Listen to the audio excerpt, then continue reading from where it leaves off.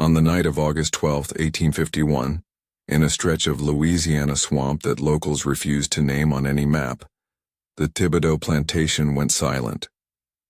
No crickets, no frogs, no wind through the cane, just a house of blood, and the faint sound of a music box playing from somewhere inside. When the sheriff arrived 2 days later, they found Colonel Ezra Thibodeaux, one of the region's most feared slaveholders, scattered across the marble floor of his parlor, 71 fragments in all. His tongue was nailed to the wall, his eyes sealed with beeswax, and a small pile of ash-black hair was placed neatly beside his severed hand. The story should have ended there, with another gruesome Southern legend swallowed by the swamps. But the ledger found beneath the blood told something else. It listed every girl Ezra Thibodeaux had ever bought, used, and buried without name. The last entry, written in a trembling hand, read, Eden, age 17, missing, possibly returned to the woods. No one spoke her name again in public, but rumors traveled like whispers under the river's skin. They said she'd been locked in the sugar house for months, starved, broken, and branded with the sigil Ezra claimed would purify the wicked. They said she escaped during the election festivities, vanishing into the cane fields as the master's laughter turned to screams. But others swore something else left the plantation that night, something not quite human anymore. Every decade, travelers along the bayou say they still see her, a girl in a torn linen dress, face hidden by her hair, dragging a rusted sickle through the fog. They call her the 71 Shadow. And if you listen long enough, they say you can still hear her whispering from the water. He is not yet finished. No one remembered who built the Thibodeaux house.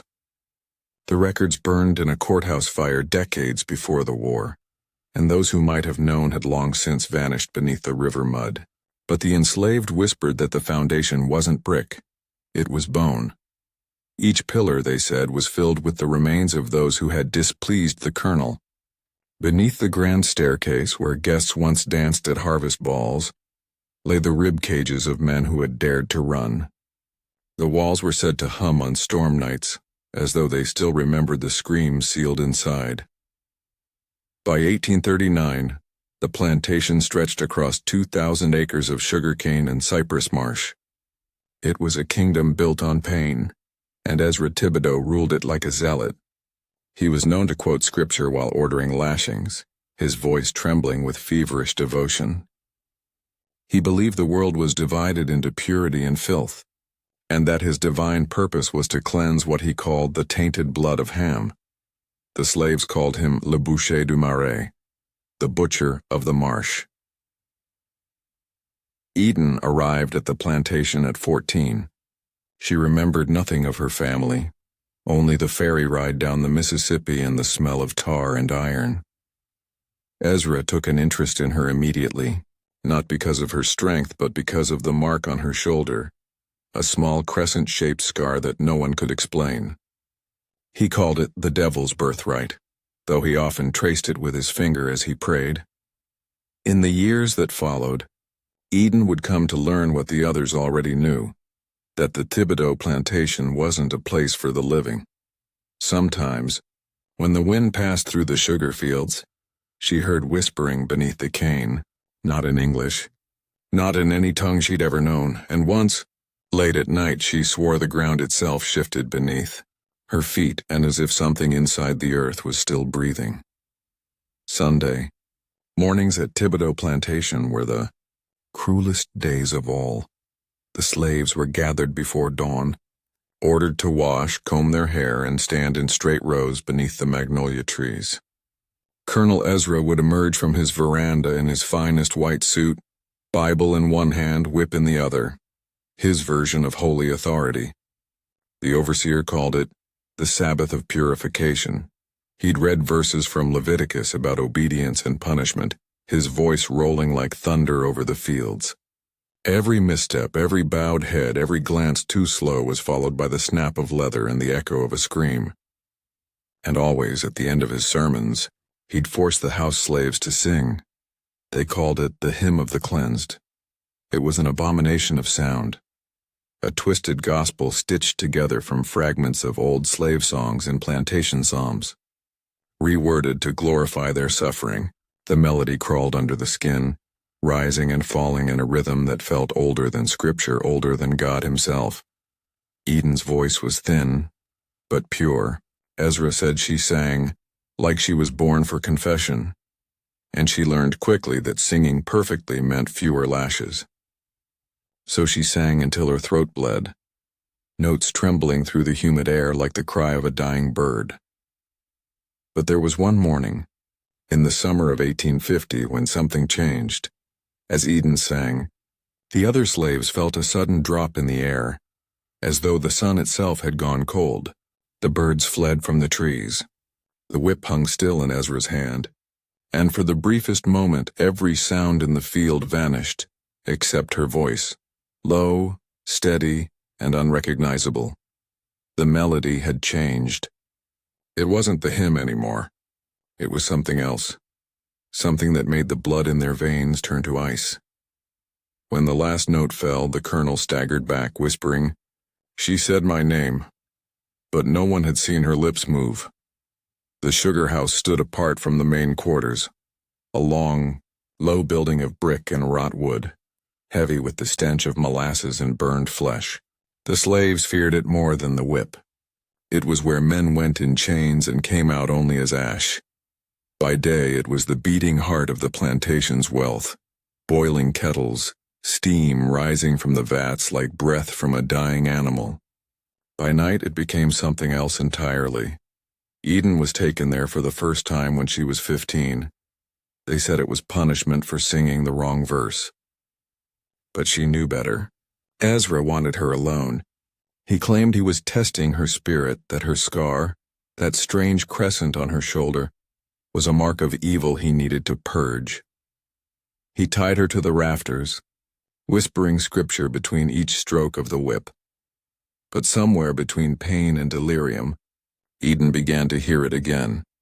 The same whisper from the cane fields, the same voice beneath the hymn. Only now it spoke in her blood. It told her not to cry.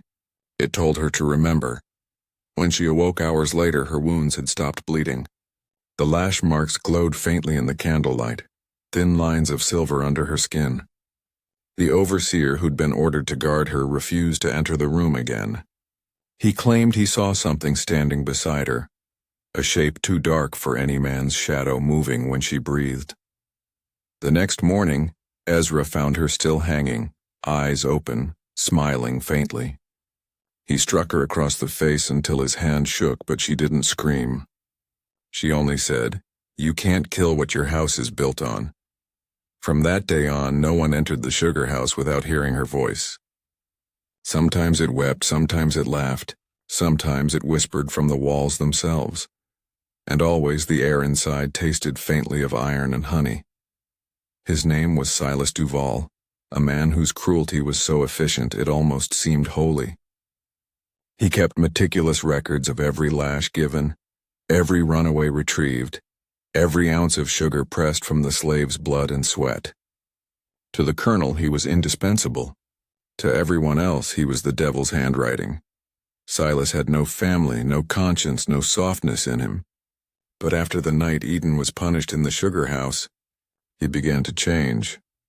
He claimed to see things that weren't there, shadows that moved when the lamps were still, faces forming in the vats of boiling syrup. He stopped sleeping, pacing the halls long after the rest of the quarters went dark, whispering to himself. The slave said he'd been touched. 3 nights later he went blind. It happened in silence. The moon was full and Silas was walking back from the stables when he froze mid-step, his lantern trembling in his hand. He dropped to his knees, clawing at his face, screaming that he could see her, that she was standing in the field, smiling through the cane. When they found him at dawn, his eyes were gone. Not gouged, not torn, gone. Just 2 smooth hollows filled with something sticky and black, like syrup cooled in a mold. The colonel declared it an act of God. He ordered Silas buried before nightfall and forbade anyone to speak of it again. But that evening, As the sun bled over the horizon, Eden felt a warmth spread across her eyelids. In the reflection of the wash basin she saw them, two faint, ghostly eyes looking back at her, Silas's eyes. For days she avoided mirrors. Yet every time she passed a window, every time the surface of water rippled in the basin, she caught the same image, not her own reflection but his, staring from behind her. The others began to whisper that she was no longer alone inside herself, that something had entered her the night she was left in the sugar house, and that whatever it was beginning to look back.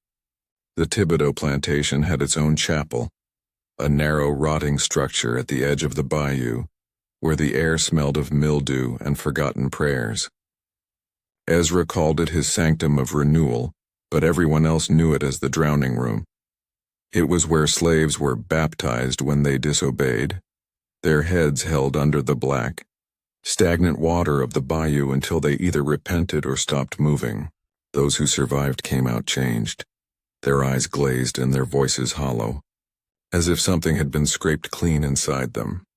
In the summer of 1850, Ezra declared that Eden would be purified in the eyes of God. She was dragged from her quarters at dawn, her wrists bound with twine soaked in salt. The house servants gathered around the chapel steps, watching in silence as the colonel poured a basin of bayou water into a carved wooden font. The surface quivered, catching the morning light like mercury. Sin must be drowned, he said. But as he forced her head down, the water began to move, on its own. Ripples spread outward, slow at first, then violent, boiling like something alive beneath the surface. The air thickened with a sweet metallic smell. When he finally pulled her up, gasping and choking, her eyes were no longer brown. They were pale, the color of candle wax. The others said the water had turned red, that the colonel's hands had blistered where they touched her skin, that for a moment the sound of a second voice had echoed from the font, one deeper, older, and hungry. Eden spoke only once that day, in a whisper that silenced even the cicadas. The river remembers, and it will rise again. Ezra struck her across the mouth, shouting that she was possessed. But as the blood dripped from her lips into the font, the water began to darken again, swirling, pulsing, until the reflection staring back at him wasn't hers. It was his own face, split by 71 red lines. The unmarked graves lay behind the sugar fields, where the cane grew tallest and the ground never fully dried. Every rainstorm turned that patch of land into a sucking bog of bones and black water. The slaves called it the garden. There were no crosses, no stones, no words, only small depressions in the earth where bodies had sunk. Children were warned never to walk there barefoot. The soil was said to whisper, to pull at ankles, to taste for the living. Eden was sent there one morning to dig a new pit. Ezra claimed it was for a dead hog, though everyone knew better. He watched from the veranda, sipping coffee as she struck the ground with a rusted spade. The air hung thick with the scent of decay.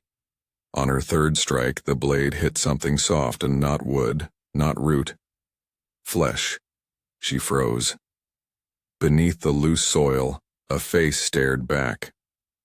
Or what was left of one. The skin had liquefied, but the teeth still gleamed like pearls in the mud. The body was wrapped in strips of old linen, its wrists bound, its mouth sewn shut with wire. Eden dropped to her knees. Her hands trembled as she brushed away the dirt, only to find dozens more, packed tight beneath the surface like a congregation waiting to rise. Then she heard it. A low hum, faint but unmistakable, the same tune as the hymn of the cleansed.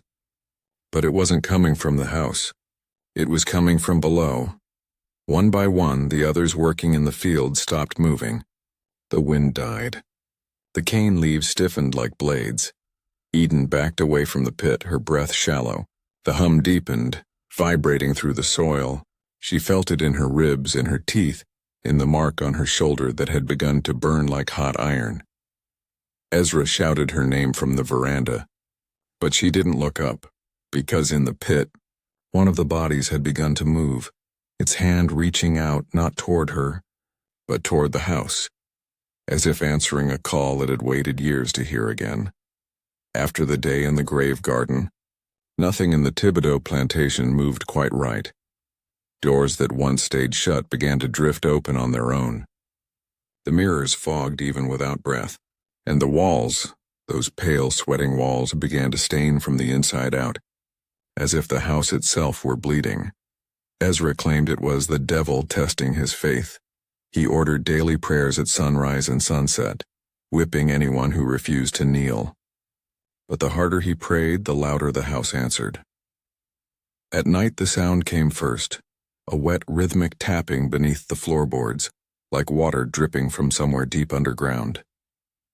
Then came the voices, faint murmurs crawling through the vents, whispering names long buried in the fields, and then the smell. Sweet at first, like ripened fruit, then thick and foul, heavy with rot and sugar. The servants scrubbed the floors until their fingers split, but the scent only grew stronger. It crept through every hallway, settled in every curtain, and clung to Ezra's clothes like invisible hands. He began locking his doors, sleeping with pistols beneath his pillow. He accused the slaves of witchcraft, of poisoning his food, of consorting with demons. But deep down he knew the truth. The house was no longer his. Eden saw it first. When she passed by the parlor window one evening, she caught her reflection in the glass, except it wasn't her reflection. It was the house breathing. The drapes shifted, though there was no wind, and behind them a figure stood, prim, head bowed, mouth sewn shut. Every night afterward that same figure appeared closer to the window, and with each appearance, a new stain bloomed on the parlor floor, circular, dark, expanding like a map of spreading sickness. By the end of the week, the stains formed a pattern. From the second-floor balcony, Eden could see it clearly, a vast, curved symbol carved across the boards and walls alike, the same crescent shape that had been burned into her shoulder years before. The crescent scar on Eden's shoulder had always been a mystery. Some whispered it was a birthmark, others swore it was the devil's seal. For years she had hidden it beneath coarse linen, enduring the colonel's attention while pretending ignorance of its burning presence. But after the house began feeding on sorrow, the mark began to change. At night it would pulse beneath her skin like a heartbeat, warming to the touch and glowing faintly in the darkness. Sometimes it felt wet, as if something had been pressed into it from within. One evening she traced the curve with trembling fingers. The flesh rippled under her touch, then opened. Not a wound exactly, but a portal, small and black, that exhaled a chill that tasted like iron and wet earth. Eden recoiled, and the air in the room thickened, like the walls were inhaling along with her. The house seemed to respond to the mark. Floorboards groaned as though the weight of the building itself leaned toward her. Windows rattled in their frames. Even the faint smell of sugar and rot intensified, filling her nose until she felt lightheaded. That night, she had a dream, or perhaps a vision. She stood beneath the magnolia trees of the grave garden, but the soil was not brown. It was black, smooth like glass. From the depths, 71 faces surfaced, mouths open in silent screams. Their eyes were empty, yet they stared directly at her. One by one they pressed forward, their bodies stretching and elongating, merging with her shadow. She awoke screaming. Her shoulder throbbed as though the crescent mark was alive, feeding on her fear, whispering promises she could not understand. The next morning, she discovered the first true sign, a thin, dark line traced from her scar down to the palm of her hand. It was sticky, almost like sap, and when she touched it to the wooden floor, it left a smear, black, glossy, unwilling to be wiped away. She understood then. The mark was not hers. It was a key, and it had begun unlocking the hidden heart of the Thibodeaux plantation. The air on the night of the feast was unnervingly still. The slaves had been told to prepare a harvest celebration for the colonel's friends from New Orleans. But Eden knew the truth. It was another ritual disguised as festivity. Long tables were draped in white linen, Bowls of sugar and roasted fowl arranged with meticulous precision, candles burned with a greenish flame, their wax dripping like congealed blood. The guests laughed, unaware that each plate, each glass, carried the residue of suffering, molasses thickened with tears, poultry fat from animals that had tasted human blood. Eden moved among them, silent, her crescent mark throbbing beneath her dress. She had learned to listen to its voice, now steady and commanding. It spoke not in words but in intent, guiding her hand, her movements, her very thoughts. As the feast progressed, shadows in the corners of the room began to stir. The flames flickered violently. Chairs scraped against the floor, though no one touched them. Some guests whispered nervously, but Ezra, drunk with authority, laughed it off. The crescendo came as the clock struck midnight. The mark on Eden's shoulder burned hotter than ever, its light spilling onto the table. The shadows surged forward, thin and black as smoke, coiling around the guests' legs. Screams erupted, muffled, swallowed, then magnified, echoing unnaturally across the walls. Eden did not move alone. It was as if the plantation itself obeyed her. The table splintered, the candles snuffed, and the shadows reached for Ezra, dragging him toward the floorboards, twisting his body in impossible ways. Guests scrambled, but the house's walls had grown taller, doors now leading to nowhere, windows into black voids. When the chaos subsided, Ezra lay broken on the dining room floor, alive but silent, staring at Eden with an expression that begged for explanation. She knelt, feeling the power in her veins, the weight of 71 unnamed lives whispering through her. The shadows receded, leaving a silence so deep it seemed the house itself was listening. After the feast of shadows, a terrible quiet settled over the plantation. The slaves whispered among themselves, afraid to speak aloud. Yet one night, Eden climbed to the veranda, her crescent mark glowing faintly beneath her dress, and began to call the names of the missing. It began softly, a murmur barely rising above the night wind. The names were long forgotten, girls and boys stolen from orphanages, women traded at market, men never seen again after Ezra's punishments. Eden's voice carried them across the cane fields, over the swamps, into the ears of the restless dead. Each name she spoke made the earth beneath the plantation tremble. Cracks formed along the floors, walls groaned, and faint lights appeared where the shadows had once gathered. The slaves gathered at a distance, watching in awe and terror as something old, something ancient, answered her call. The first to appear was a small girl, no older than 10, her eyes hollow, her hands clasped as if in prayer. She floated above the ground, her hair matted and wet with the bayou's mud. Then came a young man, tall and silent, limbs moving like reeds in a breeze. And after them, 70 more, faces drawn, bodies gaunt, all bound in some way to the plantation's hidden horrors. They circled Eden, bowing their heads as if recognizing her not as the living, but as the key that had finally unlocked their voices. The whispers began, not of pain, not of fear, but of demand. They wanted the plantation acknowledged, the crimes named, the cruelty remembered. Ezra, hidden behind the shutters, witnessed this procession of the lost. His face drained of color, his hands trembled, but no sound came. For once the colonel realized that punishment and power were meaningless when confronted by the weight of forgotten souls. By dawn, the spirits had returned to the soil, leaving Eden alone with a new understanding. Her mark was more than a curse or a key. It was a ledger of injustice, a bridge between the living and the dead.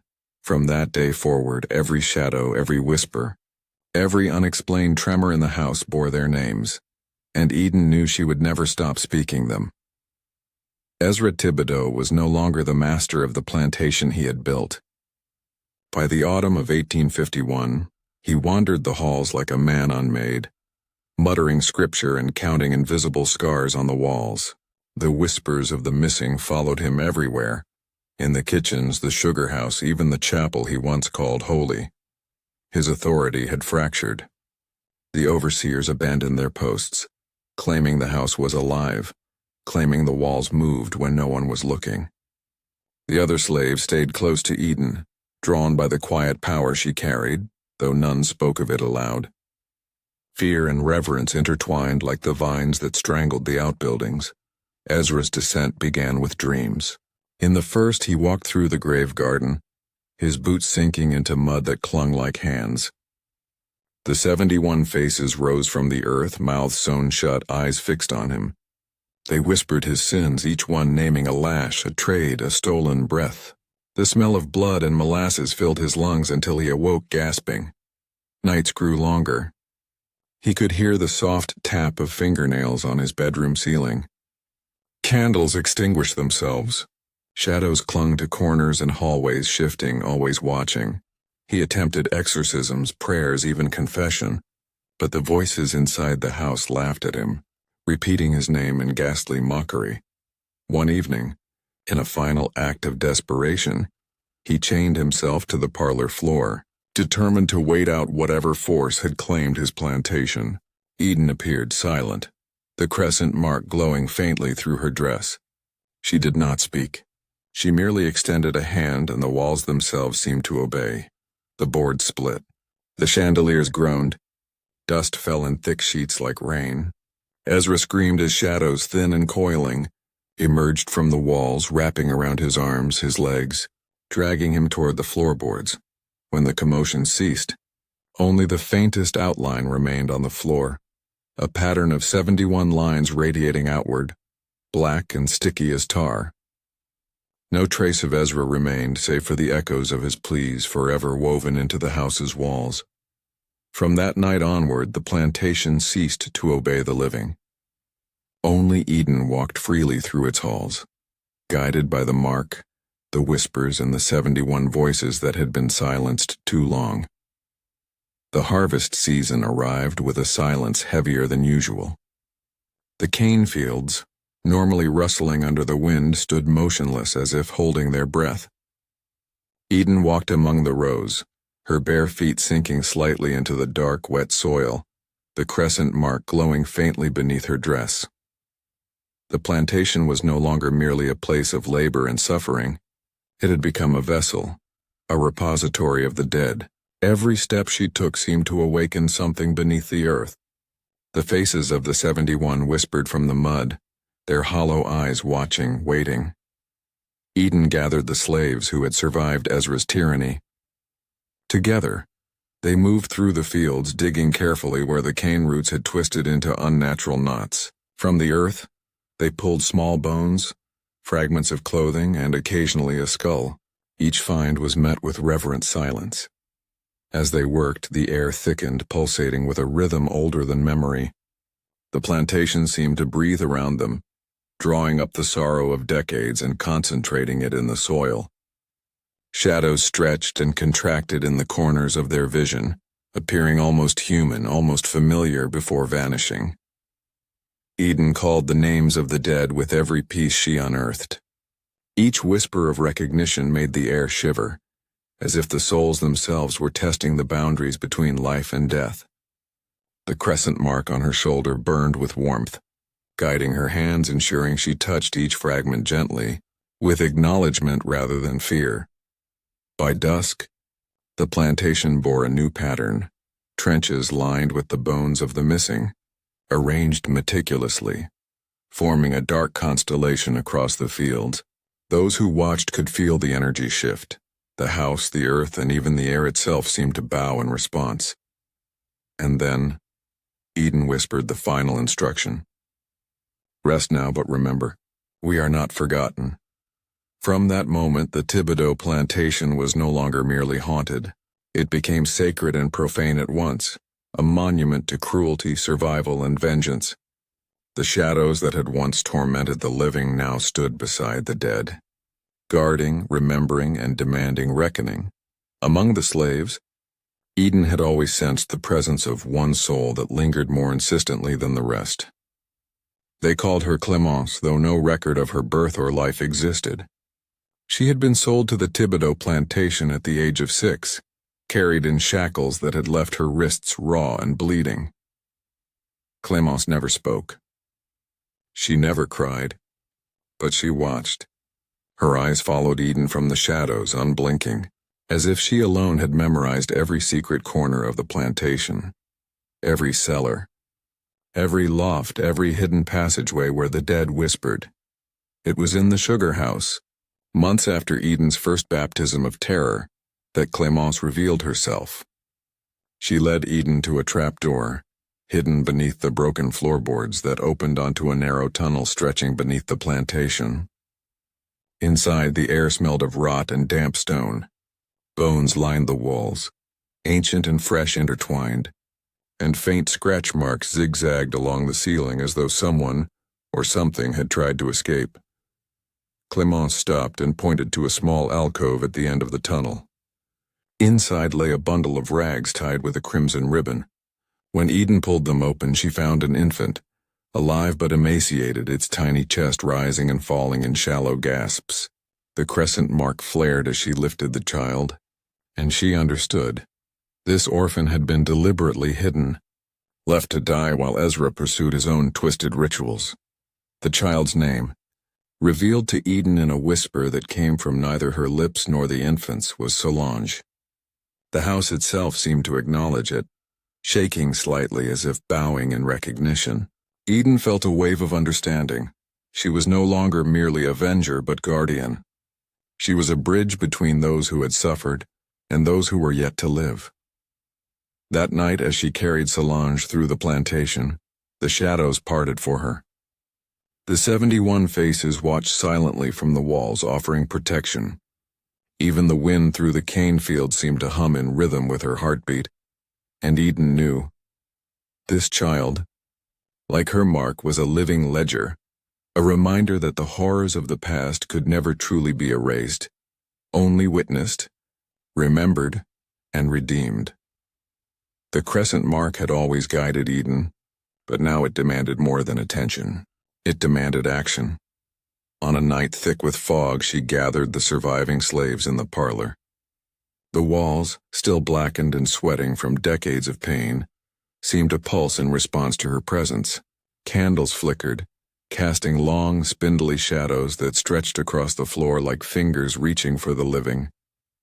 Eden drew a circle on the ground with ash, using the tips of her fingers. Within it she placed symbols, bones from the unmarked graves, shards of broken chains, and small vials filled with sugar mixed with her own blood. The slaves watched silently, sensing that this was not merely ritual. It was the culmination of everything that had happened on the plantation, a ceremony that the earth itself demanded. The crescent mark glowed bright against her shoulder, casting a silver light that rippled across the circle. Eden whispered names, 71 in total, each syllable like a blade carving a path through memory. The shadows in the corners began to shift and converge, forming shapes both human and grotesque. Their mouths moved, but no sound came out. Then the air thickened, heavy with the metallic tang of blood and the sweetness of molasses. The house groaned as though it were straining to exhale centuries of suffering. The walls shimmered, revealing faint impressions of past horrors. Lash marks, scorched floors, faces frozen in terror.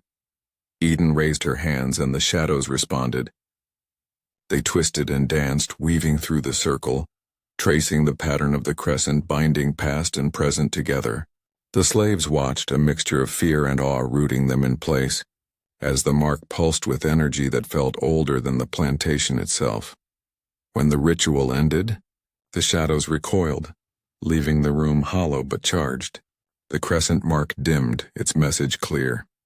Eden was now not only the keeper of the lost but the executor of justice, bound to the plantation until the debts of cruelty were fully paid. The house no longer merely consumed sorrow. It listened, it remembered, and through her, it would act. The night arrived with no wind, no moon, only a suffocating darkness that pressed against the plantation like a living thing. Eden moved through the halls, her crescent mark faintly glowing, guiding her toward the sugar house. The slaves followed at a distance, silent, their faces pale in the candlelight. Inside, the vats of boiling sugar reflected shadows that were no longer human. 71 distinct figures emerged, each more twisted than memory allowed, each a fragment of the lives Ezra had destroyed. Their eyes glowed faintly, a sickly phosphorescence that cast the room in an otherworldly light. Eden began to speak. One by one she named the wrongs committed against each spirit, each syllable reverberating through the thick air. And then the screams began. They started soft, whispers of pain and fear, but grew rapidly into something unbearable. The walls shook, the floorboards groaned, and the very ceiling seemed to flex and pulse with the cacophony. Each scream was a story, a lash, a stolen child, a night spent in chains, a body abandoned to the mud. The sugar vats boiled over, sending blackened steam curling into the rafters. Ezra, hiding in the veranda, heard it and felt his mind unravel. He could not distinguish between the cries of the living and the dead. The house seemed to consume him, the echoes of the plantation's cruelty pressing down like a vice. He ran, but the corridors twisted impossibly, doors leading to walls, windows to black voids. Eden's voice rose above the screams, calm and commanding. The crescent mark glowed fiercely as the spirits coalesced around her. They moved as one, circling the plantation, embedding the memory of the night into its very bones. When the sun rose, the screams ceased. The house was silent. The vats of sugar were cold, and Ezra Thibodeaux was gone. In the shadows, Eden stood alone. 71 voices whispered their gratitude, fading into a calm, eternal hum. The plantation had been purged, yet its memory remained, indelible, unshakable, and bound forever to the girl who had finally called the dead by name. The bayou had always been alive, but after that night it spoke with a new language. Locals who lived near the edges of the Thibodeaux plantation whispered of voices drifting across the water at dusk, faint, melodic, yet hollow, like children singing through hollow reeds. They called it the Bayou Whispers, and none dared follow it too closely. Eden walked the banks alone, carrying Solange the orphan, wrapped in a linen cloth. The water was black, smooth as glass, reflecting neither moon nor stars. Yet beneath its surface something moved, faint silhouettes stretching and writhing, circling in the depths. Eden could feel the vibrations through the soles of her feet, a rhythm older than the earth itself. The crescent mark pulsed against her shoulder, guiding her hands to brush the surface. Names came to her in whispers, urgent and fragmented, lost children, young mothers, men who had disappeared into the swamp, never to be seen again. She called them softly, and the water responded, rising in thin waves, ripples forming into figures that leaned forward as if listening. Something stirred beneath her, a massive presence, the shadow of Ezra twisted and broken, bound to the plantation and the water itself. Eden shivered, realizing that while she had banished his body, his essence lingered, not strong enough to harm, yet tethered by the sins he had sown. The whispers intensified, overlapping into a song that was neither comforting nor malicious. The dead were teaching her, guiding her, and warning her simultaneously. This power was hers, but it came with a weight older than the plantations, older than the bayou itself. Eden pressed Solange closer and closed her eyes, letting the whispers fill her mind. She understood now. The plantation, the bayou, the house, they were all part of a single entity bound by cruelty and memory, and she was its heart. As the fog thickened around her, she whispered in return, naming every soul the bayou had swallowed. The water calmed and the shadows receded, leaving a silence deeper than any she had ever known. And from that silence, Eden knew the plantation story would never end. In the attic of the Thibodeaux house, hidden beneath loose floorboards, Eden discovered an ancient ledger bound in cracked leather. Its pages smelled of dust, decay, and the faint tang of blood. Each line recorded the life of a person who had passed through the plantation.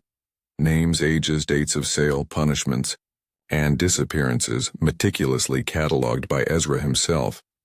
But the ledger was not merely a record. As Eden flipped through it, the names glimmered faintly, rising from the page like smoke, 71 of them pulsed brighter than the rest, their lines vibrating under her touch. The crescent mark burned fiercely as if reacting to the truth the book contained. She realized then that this was the ledger of souls, a map of suffering, a blueprint of the plantation's power over life and death. Every lash, every disappearance, every act of cruelty had left a mark, not only on the victims but on the very fabric of the estate. Eden began to read aloud. Each name released a whisper, a fragment of memory, a confession of fear and pain. Shadows lifted from the walls, swirling around her, tracing patterns only she could understand. The house itself seemed to bend, stretching toward the ledger, hungry for acknowledgement. With each name spoken, Eden felt the weight of generations settle upon her. She shuddered, knowing that she carried the burden of those who had been silenced, their suffering now flowing through her veins. And yet in the chorus of whispers there was gratitude, an ancient relief that their lives were finally remembered. The ledger glowed brighter as the final name was spoken. The crescent mark burned white-hot, then dimmed to a soft silver. The house exhaled, a long, wet sound that shook the floors and walls. Eden understood. She had become more than a witness.